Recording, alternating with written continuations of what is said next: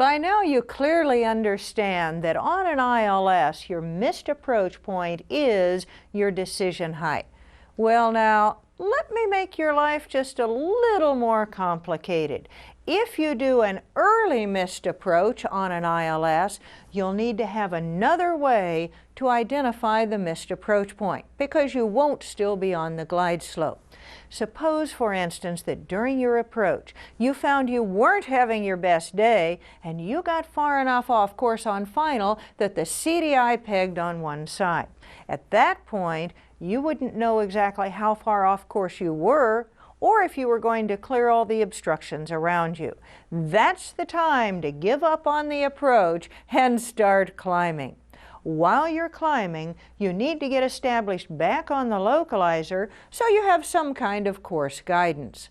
But it's really important to continue to fly to the missed approach point before you start flying the track of the missed approach procedure. The protected area for the missed approach begins there at the missed approach point. But how do you identify the missed approach point since you will not be on the glide slope?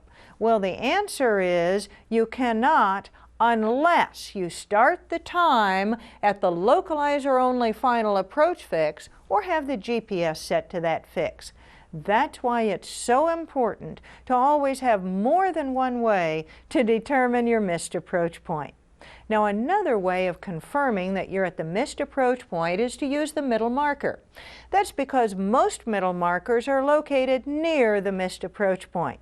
But you cannot rely completely on the middle marker because there's no way to monitor it and determine in advance that it's working, the way you can with an NDB, VOR, localizer, or GPS signal.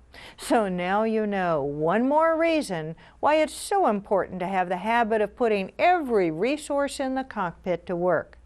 That habit will come in very handy if you ever have to do an early missed on an ILS.